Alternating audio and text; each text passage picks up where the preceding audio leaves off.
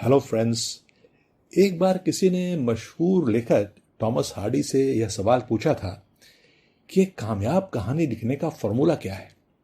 Thomas Hardy का जवाब बहुत ही सटीक और छोटा था। Make them laugh, make them weep and make them think. आप मानेंगे कि दुनिया की सारी अच्छी कहानियां ब्रॉडली इन्हीं थीम्स पर ही बेस्ड होती हैं। साथियों, मैं हूं दीपक, आपके इस चैनल किस्से, कहानियां और किस्सा गोई में आपका स्टोरी टेलर। मेरी यह कोशिश रहती है कि मैं आपको अलग अलग रंगों से रंगी हुई अच्छी और मज़ेदार कहानियां सुनाऊं। अब तक कही 8 कहानियों में 4 कहानियां तो भूत की या सुपरनैचुरल थीम पर बेस्ड थी। वो थी अनंत बाबू का डर, रतन बाबू और वह आदमी, नील और रात के 12 बजे। वापसी और नशा जहां इंसानी रिश्तों और ह्यूमन साइकोलॉजी पर आधारित थी, वहीं उनके जाने की खबर और लॉटरी का नतीजा हास्य कहानियां थी। आज जो कहानी मैं आपको सुनाने जा रहा हूं, वह भी इंसानी रिश्तों, स्वार्थ और माँ बाप के अपने चिल्ड्रन के प्रति, अपने बच्चों के प्रति अनक्वेश्चन लॉयल्टी को पोर्ट्रे करती है। इस मन को छू लेने वाली कहानी को लिखा है मशहूर लेखक भीष्म साहनी जी ने, और कहानी का नाम है चीफ की दावत। तो पेश है कहानी चीफ की दावत। आज शाम एक मल्टीनेशनल फर्म में पर्सनल मैनेजर मिस्टर श्यामनाथ के घर में उनके विदेशी चीफ की दावत थी। फर्म के अन्य ऑफिसर्स भी अपनी अपनी पत्नियों के साथ आमंत्रित थे। श्यामनाथ और उनकी धर्मपत्नी को पसीना पोंछने तक की फुर्सत न थी। मिसेस श्यामनाथ ड्रेसिंग गाउन पहने, उलझे हुए बालों का जूड़ा बनाए, मुंह पर फैली हुई सुर्खी और पाउडर को भूले, और मिस्टर श्यामनाथ सिगरेट पर सिगरेट फूंकते हुए चीजों की फेहरिस्त हाथ में थामे एक कमरे से दूसरे कमरे में आ जा रहे थे। आखिर 5 बजते बजते तैयारी करीब करीब मुकम्मल होने लगी। कुर्सियां, मेज, तिपाहियां, नैपकिन, फूल सब बरामदे में पहुंच गए। ड्रिंक का इंतजाम ड्राइंग रूम में किया गया था। अब घर का फालतू सामान अलमारियों के पीछे और पलंगों के नीचे छिपाया जाने लगा। तभी श्यामनाथ के सामने सहसा एक अड़चन खड़ी हो गई। मां का क्या होगा? इस बात की ओर न उनका और न ही उनकी कुशल गृहिणी का ध्यान गया था। मिस्टर श्यामनाथ श्रीमती जी की ओर घूमकर अंग्रेजी में बोले, अरे मां का क्या होगा? श्रीमती जी काम करते करते ठहर गईं और थोड़ी देर तक सोचने के बाद बोली, उन्हें पिछवाड़े उनके सहेली के घर भेज दो ना, रात भर बेशक वहीं रहें, कल आ जाएं। श्यामनाथ सिगरेट मुंह में रखे सुखड़ी आंखों से श्रीमती जी की ओर देखते देखते पल भर सोचते रहे। फिर सिर हिलाकर बोले, नो नो, मैं नहीं चाहता कि उस बुढ़िया का इस घर में फिर से आना जाना शुरू हो। पहले ही बड़ी मुश्किल से बंद किया था। मां से कहें कि जल्दी खाना खा ले और शाम को ही अपनी कोठरी में चली जाएं। मेहमान कहीं 8 बजे के आसपास आना शुरू होंगे, इससे पहले ही अपने काम से वो निपट लें। सुझाव ठीक था, दोनों को ही पसंद आया। मगर फिर सहसा श्रीमती जी बोल उठी, जो वह सो गईं और नींद में खर्राटे लेने लगी तो शादी तो बरामदा है जहां लोग खाना खाएंगे। तो उन्हें कह देंगे कि अंदर से दरवाजा ठीक से बंद कर लें, मैं बाहर से ताला लगा दूंगा। यह मां को कह देता हूं कि अंदर जाकर सोए नहीं, बैठी रहें। और क्या, और जो सो गई तो डिनर का क्या मालूम कब तक चले, 11 बजे तक तो तुम लोग ड्रिंक ही करते रहते हो। श्यामनाथ कुछ खींच उठे, हाथ झटकते हुए बोले, अच्छी बोली भाई के पास जा रही थी, तुमने ही खुद उन्हें अच्छा बनने के लिए बीच में टांग अड़ा दी। वाह, तुम मां और बेटे के बीच में मैं ही क्यों बुरी बनूं? तुम जानो और वह जाने। मिस्टर श्यामनाथ चुप रहे। यह मौका बहस या लड़ाई करने का न था, समस्या का हल ढूंढने का था। उन्होंने घूमकर मां की कोठरी की ओर देखा। कोठरी का दरवाजा बरामदे में खुलता था। बरामदे की ओर देखते हुए झट से बोले, हाँ, मैंने सोच लिया है। और उन्हीं कदमों से मां की कोठरी के बाहर जाकर खड़े हो गए। मां दीवार के साथ एक चौकी पर बैठी दुपट्टे में सिर लपेटी माला जप रही थी। सुबह से ही तैयारी होती देखकर मां का भी दिल धड़क रहा था। बेटे के दफ्तर का बड़ा साहब घर आ रहा है, सारा काम सुविधि से चल जाए भगवान। मां, आज तुम खाना जल्दी खा लेना, मेहमान लोग 7:30 बजे तक आ जाएंगे। मां ने धीरे से मुंह से दुपट्टा हटाया और बेटे को देखते हुए कहा, आज मुझे खाना नहीं है बेटा, तुम तो जानते हो मांस मछली बने तो मैं कुछ नहीं खाती। जैसे भी हो अपने काम से जल्दी निपट लेना। अच्छा बेटा। और मां, हम लोग पहले बैठक में बैठेंगे, उतनी देर तक तुम यहां बरामदे में बैठना। फिर हम लोग जब बरामदे में आ जाएं तो तुम बाथरूम के रास्ते बैठक में चली जाना। मां अवाक बेटे का चेहरा देखने लगी, फिर धीरे से बोली, अच्छा बेटा। और मां, आज जल्दी सो मत जाना, तुम्हारे खर्राटों की आवाज दूर दूर तक जाती है। मां लज्जित सी हो गई और उसी आवाज में बोली, क्या करूं बेटा, मेरे बस की बात ही नहीं है। जब से बीमारी से उठी हूं नाक से सांस नहीं ले सकती। मिस्टर श्यामनाथ ने इंतजाम तो कर लिया था, फिर भी उनकी उधेड़बुन खत्म ही नहीं हो रही थी। जो विदेशी चीफ इधर से आ निकला तो 8-10 मेहमान होंगे, देसी अफसर, उनकी स्त्रियां भी होंगी, कोई बाथरूम की तरफ भी जा सकता है। क्षोभ और क्रोध में वह फिर झुंझलाने लगे। एक कुर्सी को उठाकर बरामदे में कोठरी के पास रखते हुए बोले, आओ मां, इस पर जरा बैठो तो। मां माला संभालती, पल्ला ठीक करती हुई और धीरे से कुर्सी के पास आकर बैठ गई। यूं नहीं मां, टांगे ऊपर चढ़ाकर नहीं बैठते, यह खाट नहीं है तुम्हारी। मां ने टांगे नीचे उतार दी। और खुदा के वास्ते नंगे पैर नहीं घूमना, नहीं वह खड़ाऊ पहनकर ठक ठक करना, किसी दिन तुम्हारी वह खड़ाऊ उठाकर मैं बाहर फेंक दूंगा। मां बेचारी चुप रही। कपड़े कौन से पहनोगी मां? जो हैं वही पहनूंगी बेटा, जो कहो पहन लो। मिस्टर श्यामनाथ सिगरेट मुंह में रखे फिर अधखुली आंखों से मां की ओर देखने लगे और मां के कपड़ों की सोचने लगे। श्यामनाथ हर बात में तरतीब चाहते थे। घर का सब संचालन उनके अपने हाथ में था। खूटियां कमरों में कहाँ लगाई जाएं, बिस्तर कहाँ पर बिछें, किस रंग के पर्दे लगाए जाएं, उनकी श्रीमती जी कौन सी साड़ी पहने, मेज किस साइज की हो, सभी कुछ। श्यामनाथ को चिंता थी कि अगर उनका चीफ का साक्षात दर्शन मां से हो गया तो कहीं लज्जित ना हो जाना पड़े। मां को सिर से पांव तक देखते हुए बोले, ऐसा करो तुम सफेद कमीज और सफेद सलवार पहन लो। पहन के आओ तो जरा देखूं। मां धीरे से उठी, अपनी कोठरी में कपड़े बदलने चली गई। यह मां का झमेला भी लगा ही रहेगा। उन्होंने फिर अंग्रेजी में अपनी पत्नी से कहा, कोई ढंग की बात हो तो भी कोई कहे, अगर कहीं कोई उल्टी सीधी बात हो गई ना और चीफ को बुरा लग गया तो सारा मजा जाता रहेगा। मां सफेद कमीज और सफेद सलवार पहनकर बाहर निकली। छोटा सा कद, सफेद कपड़ों में लिपटा छोटा सा सूखा हुआ शरीर, धुंधली आंखें, केवल सिर के आधे झड़े हुए बाल ही दुपट्टे के पल्ले की ओट में छिप पाए थे। पहले से ही कुछ कम कुरूप नजर से आ रही थी।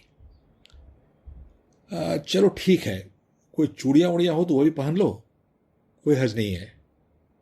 चूड़ियां कहां से लाऊं बेटा, तुम तो जानते हो सब जेवर तुम्हारी पढ़ाई में बिक गए। यह वाक्य श्यामनाथ को तीर की तरह लगा।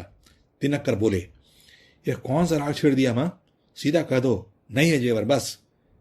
इसे पढ़ाई वढ़ाई का क्या ताल्लुक है? जो जेवर बिका तो कुछ बनकर ही आया है ना, मेरा लंडूरा तो नहीं लौटाया। जितना दिया था उससे दूना ले लेना। मेरी जीभ जल जाए बेटा तुमसे, जेवर लूंगी? मेरे मुंह से यूं ही निकल गया, जो होते तो लाख बार पहनती। 5:30 बज चुके थे। मिस्टर श्यामनाथ को अभी खुद भी नहा धोकर तैयार होना था। श्रीमती जी कब की अपने कमरे में जा चुकी थीं। श्यामनाथ जाते हुए एक बार फिर से मां को हिदायत करते गए, मां, रोज की तरह गुमसुम बन के नहीं बैठी रहना, अगर साहब इधर आ निकलें और कोई बात पूछें तो ठीक तरह से उसका जवाब देना। मैं न पढ़ी न लिखी बेटा, मैं क्या बात करूंगी, तुम कह देना। मां अनपढ़ है, कुछ जानती समझती नहीं, वो पूछेगा ही नहीं। 7 बजते बजते मां का दिल धक धक करने लगा। अगर बेटे का साहब सामने आ गया और उनसे कुछ पूछा तो वह क्या जवाब देंगी। अंग्रेजों को तो दूर से ही देख कर वह घबरा उठती थी। यह तो अमरीकी है, न मालूम क्या पूछे, मैं क्या कहूंगी। मां का जी चाहा कि चुपचाप पिछवाड़े अपनी विधवा सहेली के घर चली जाएं, मगर बेटे के हुक्म को कैसे टाल सकती थी। चुपचाप कुर्सी पर टांगे लटकाए वहीं बैठी रही। एक कामयाब पार्टी वह होती है जिसमें ड्रिंक कामयाबी से चल जाए। श्यामनाथ की पार्टी सफलता के शिखर चूमने लगी थी। वार्तालाप उसी रॉ में बह रहा था जिस रॉ में ग्लास भरे जा रहे थे। कहीं कोई रुकावट न थी, कोई अड़चन न थी। साहब को विस्की पसंद आई थी, मेम साहब को पर्दे पसंद आए थे, सोफा कवर का डिजाइन बहुत पसंद आया था, कमरे की सजावट पसंद आई थी, और इससे बढ़कर चाहिए भी क्या। साहब तो ड्रिंक के दूसरे ही दौर में चुटकुले और कहानियां कहने लग गए थे।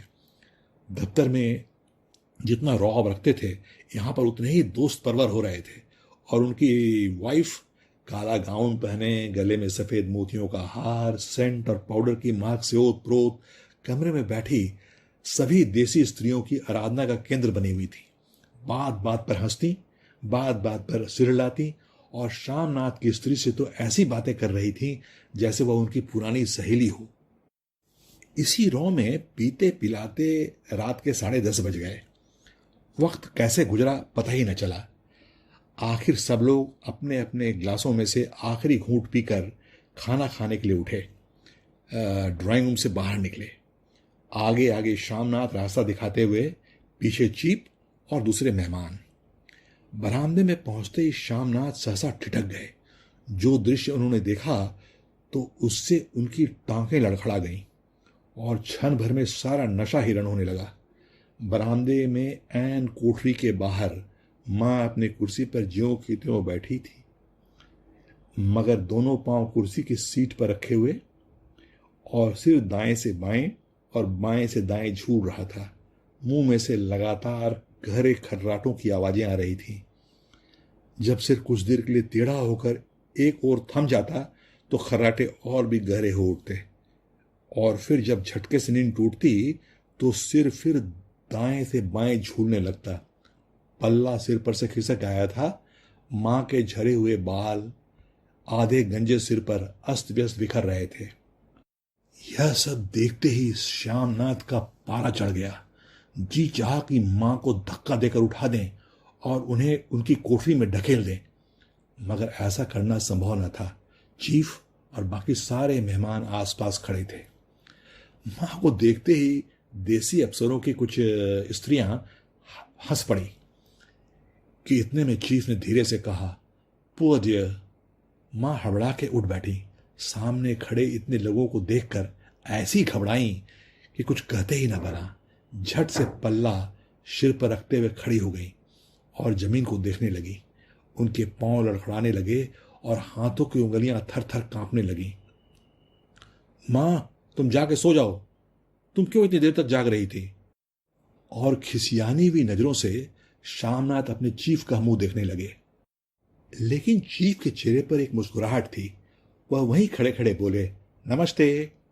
मां ने भी झिझकते हुए, अपने में सिमटते हुए अपने दोनों हाथ जोड़े, मगर एक हाथ दुपट्टे के अंदर मालों को पकड़े हुए था, दूसरा बाहर। ठीक तरह से नमस्ते भी न कर पाई। श्यामनाथ इस पर भी खिन्न हो उठे। इतने में चीफ ने अपना दायां हाथ मिलाने के लिए मां के आगे कर दिया।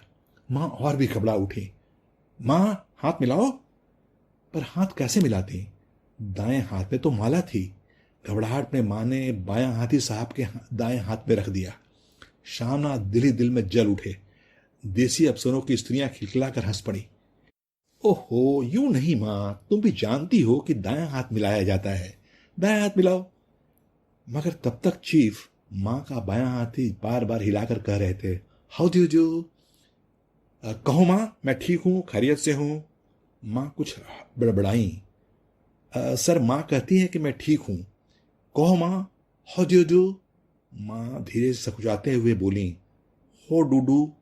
एक बार फिर कहा लगा, पर वातावरण अब हल्का होने लगा। चीफ साहब ने स्थिति संभाल ली थी।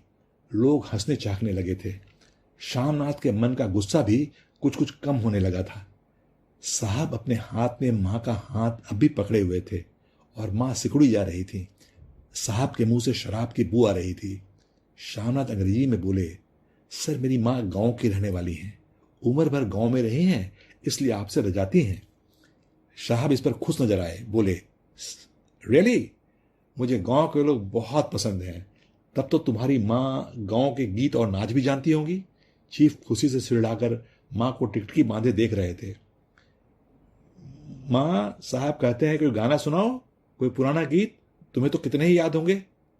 माँ धीरे से बोली, मैं क्या गाऊंगी बेटा, मैंने कब गाया है? वाह माँ, मेहमान का कहा भी कोई टालता है? साहब ने इतनी रीझ से कहा है, नहीं गाओगी तो साहब बुरा मान जाएंगे। मैं क्या गाऊं बेटा, मुझे कुछ आता भी है क्या? वाह, कोई बढ़िया टप्पे सुना दो, वही दो पत्तर अनारा दे। देसी अफसर और उनकी स्त्रियों ने सुझाव पर तालियां पीटी। मां कभी दीन दृष्टि से बेटे के चेहरे को देखती, कभी पास खड़ी अपने बहू के चेहरे को। इतने में ही बेटे ने गंभीर स्वर में आदेश दिया, मां। इसके बाद हाँ या ना का सवाल ही ना उठता था। मां बैठ गईं और क्षीण, दुर्बल और लरसती आवाज में एक पुराना शादी का गीत गाने लगी। हरियाणी माए, हरियाणी बहने, हरिया ते भागी भरिया है। देसी स्त्रियां खिलखिला के हंस उठीं। 3 पंक्तियां गाने के बाद मां चुप हो गईं। बरामदा तालियों से गूंज उठा। साहब तालियां पीटना बंद ही न करते थे। श्यामनाथ की खीज अब प्रसन्नता और गर्व में बदल चुकी थी। मां ने पार्टी में नया रंग भर दिया था। तालियां थमने पर साहब बोले, पंजाब के गांवों की दस्तकारी भी क्या चीज है। श्यामनाथ खुशी से झूम उठे, बोले, वो तो बहुत कुछ साहब, मैं आपको एक सेट उन चीजों का भेंट करूंगा। मगर साहब ने सिर हिलाकर अंग्रेजी में फिर पूछा, नो नो, मैं दुकानों की चीज नहीं मांगता। पंजाबियों के घर में क्या बनता है, औरतें खुद क्या बनाती हैं? श्यामनाथ कुछ सोचते हुए बोले, लड़कियां गुड़िया बनाती हैं, औरतें फुलकारियां बनाती हैं। फुलकारी क्या होता है? साहब ने पूछा। श्यामनाथ फुलकारी का मतलब समझाने की असफल चेष्टा करने के बाद मां को बोले, क्यों मां, घर में कोई पुरानी फुलकारी है? मां चुपचाप अंदर गईं और अपनी पुरानी फुलकारी उठा लाई। साहब ने बड़ी रुचि के साथ फुलकारी देखा। पुरानी फुलकारी थी, जगह जगह से उसके धागे टूटे हुए थे, कपड़ा फटने को था। साहब की रुचि को देखकर श्यामनाथ बोले, ये तो फटी हुई है साहब, मैं आपको नई बनवा दूंगा। मां बना देगी? क्यों मां, साहब को फुलकारी बहुत पसंद है, इन्हें ऐसी फुलकारी बना दोगी ना? मां चुप रही, फिर डरते डरते धीरे से बोली, अब मेरी नजर कहाँ है बेटा, बूढ़ी आंखें क्या देखेंगी और क्या बनाएंगी। मगर मां का वाक्य बीच में ही तोड़ते हुए श्यामनाथ साहब को बोले, वह जरूर बना देंगी सर, आप उसे देखकर बहुत खुश होंगे। साहब ने सिर हिलाया, धन्यवाद दिया और हल्के हल्के झूमते हुए खाने के मेज की ओर बढ़ गए। बाकी मेहमान भी उनके पीछे पीछे हो लिए। जब सारे मेहमान बैठ गए और मां पर से सबकी नजरें हट गईं, तो मां धीरे से कुर्सी पर से उठी और सबसे नजरें बचाती हुई अपनी कोठरी की ओर चली गईं। मगर कोठरी में बैठने की देर थी कि आंखों से उनके छल छल आंसू बहने लगे। वह दुपट्टे से बार बार उन्हें पोंछती, वह बार बार उमड़ आते, जैसे बरसों का बांध तोड़कर उमड़ आए हों। मां ने बहुतेरा दिल को समझाया, हाथ जोड़े, भगवान का नाम लिया, बेटे के चिरायु होने की प्रार्थना की, बार बार आंख बंद की, मगर आंसू बरसात के पानी की तरह जैसे थमने में ही ना आते थे। आधी रात का वक्त होगा। मेहमान खाना खाकर एक एक करके जा चुके थे। मां दीवार से सटकर बैठी, आंखें फाड़े दीवार को देखे जा रही थी। घर के वातावरण में तनाव ढीला पड़ चुका था। मोहल्ले की खामोशी श्यामनाथ के घर पर भी छा चुकी थी। केवल रसोई में ही प्लेटों के खनकने की आवाज आ रही थी। तभी सहसा माँ की कोठरी का दरवाजा जोर से खटकने लगा। माँ, दरवाजा खोलो। माँ का दिल बैठ गया। हड़बड़ा कर उठ बैठी। क्या मुझसे फिर कोई भूल हो गई? माँ कितनी देर से अपने आप को कोस रही थी कि उन्हें नींद क्यों आ गई और वह क्यों ऊँगने लगी थी। क्या बेटे ने अभी तक क्षमा नहीं किया? माँ उठी और कांपते हाथों से दरवाजा खोला। दरवाजा खुलते ही श्यामनाथ झूमते हुए आगे बढ़ाए और माँ को अपने बाहों में भर लिया। ओ अम्मी, तुमने तो आज रंग ला दिया। साहब तुमसे इतना खुश हुआ कि क्या कहूं। ओ अम्मी, अम्मी। माँ की छोटी सी काया सिमट कर बेटे के आलिंगन में छिप गई और उनकी आंखों से फिर आंसू बहने लगे। उन्हें पूछती हुई धीरे से बोली, बेटा तुम मुझे हरिद्वार भेज दो, मैं कब से कह रही हूं। श्यामनाथ का झूमना सहसा बंद हो गया और उनकी पेशानी पर फिर तनाव के बल पड़ने लगे। उनकी बाहें मां का शरीर पर से हट गईं। क्या कहा? यह कौन सा राग तुमने फिर छेड़ दिया? श्यामनाथ का क्रोध बढ़ने लगा था। बोलते गए, तुम मुझे बदनाम करना चाहती हो ताकि दुनिया यह कहे कि बेटा मां को अपने पास नहीं रख सकता? नहीं नहीं बेटा, मेरा यह मतलब नहीं था। अब तुम अपनी बहू के साथ जैसा मन चाहे रहो। मैंने अपना खा पहन लिया, अब यहां क्या करूंगी? जो थोड़े दिन जिंदगानी के बाकी हैं, भगवान का नाम लूंगी। तुम हरिद्वार ही भेज दो। तुम चली जाओगी तो फुलकारी कौन बनाएगा? साहब से तुम्हारे सामने ही फुलकारी देने का वादा जो किया है मैंने। मेरी आंखें अब नहीं है बेटा जो फुलकारी बना सकूं। तुम कहीं और से बनवा लो, बनी बनाए ले लो। मां, तुम मुझे यूं धोखा देकर चली जाओगी, मेरा बनता काम बिगाड़ोगी। जानती नहीं साहब खुश होगा तो मुझे तरक्की मिलेगी, मेरा प्रमोशन होगा। मां चुप हो गई, फिर बेटे के मुंह की ओर देखती हुई बोली, क्या तेरी तरक्की होगी बेटा? क्या साहब तेरी की तरक्की कर देगा? क्या उसने कुछ कहा है? कहा तो नहीं, मगर देखती नहीं वो कितना खुश गया है। कहता था जब तेरी मां फुलकारी बनाना शुरू करेगी तो मैं देखने आऊंगा कि कैसे बनाती हैं। जो साहब खुश हो गया तो मुझे इससे बड़ी नौकरी भी मिल सकती है, मैं बड़ा अफसर बन सकता हूं। यह सुनते ही मां के चेहरे का रंग बदलने लगा। धीरे धीरे उनका झुर्रियों भरा मुंह खिलने लगा, आंखों में हल्की हल्की चमक आने लगी। तो तेरी तरक्की होगी बेटा। तरक्की यूं ही हो जाएगी, साहब को खुश रखना पड़ेगा तो कुछ होगा, वरना उनकी खिदमत करने वाले कम थोड़े ही हैं। तो मैं बना दूंगी बेटा, जैसा बन पड़ेगा बना दूंगी। और मां दिल ही दिल में फिर से बेटे के उज्जवल भविष्य की कामनाएं करने लगी। और मिस्टर श्यामनाथ, अब सो जाओ मां, कहते हुए तनिक लड़खड़ाते हुए अपने कमरे की तरफ घूम गए। तो ये थी आज की कहानी, चीफ की दावत। आपको कैसी लगी बताइएगा। अगर अच्छी लगी हो तो लाइक कीजिएगा, और अगर अभी तक आपने मेरे चैनल किस्से, कहानियाँ और किस्सा गोई को सब्सक्राइब नहीं किया है तो प्लीज़ इसे सब्सक्राइब कीजिएगा और बेल आइकन को जरूर प्रेस कर दीजिएगा, जिससे आपको हर नई कहानी का नोटिफिकेशन मिल सके। तो बस अभी के लिए इजाज़त चाहता हूँ।